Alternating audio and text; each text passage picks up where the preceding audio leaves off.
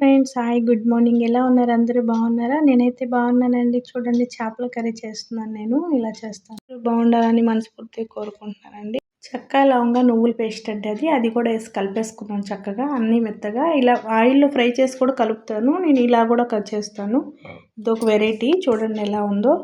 3 రోజుల కిందటి వీడియో అండి, పెట్టలేదు, కుదరలేదు. అలా చక్కగా కలిపేసుకొని ముక్కలు కూడా అలా కలిపేసుకుంటాను. ఇక పులుసు, చింతపండు పులుసు కలిపి పోసేస్తానండి నేను. ఇవి చేపలు వచ్చేసి పేరు జల్లలంటండి. ఆ చేపలు తీసుకొని ఉన్నాను. వీడియో పెడతాకే కుదరలేదు. ఫ్రెండ్స్, అందరూ ఎలా ఉన్నారు? చాలా రోజుల తర్వాత మాట్లాడుతున్నాను. మీరందరూ బాగున్నారా ఫ్రెండ్స్? అందరూ బాగుండాలి, అందరిలో మేము ఉండాలండి. కర్రీ అయితే అలా చేశాను. అంటే దీంట్లో చాలా వెరైటీస్ చేసుకోవచ్చండి.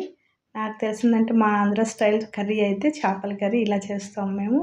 దీంట్లో వెరైటీగా 3-4 రకాలు చేసుకోవచ్చు. అయితే ఇది పులుసు చేశానండి. చింతపండు పులుసు వేసాను. ఎప్పుడు ఎక్కువగా ఎగురు చూసారు కదా మీరు, ఈసారి పులుసు ఉండేమో చూడండి. అయితే కర్రీ అయితే చాలా బాగుందండి, చాలా టేస్టీగా ఉంది. మీకు మా వీడియో నచ్చితే నా స్టైల్లో అయితే నేను ఇలా చేశాను ఫ్రెండ్స్. మీరు ఎలా చేస్తారో కామెంట్లో పెట్టండి.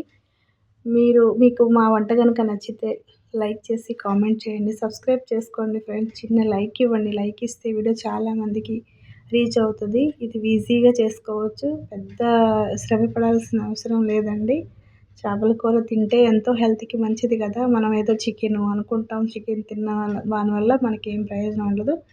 చేపలు అయితే కంటికి మంచిది, ఒంటికి మంచిది, అన్నిటికీ మంచిది. పిల్లలైనా పెద్దలైనా అందరూ తినవచ్చు. మా వీడియో కనుక నచ్చితే లైక్, కామెంట్, సబ్స్క్రైబ్ ఫ్రెండ్స్.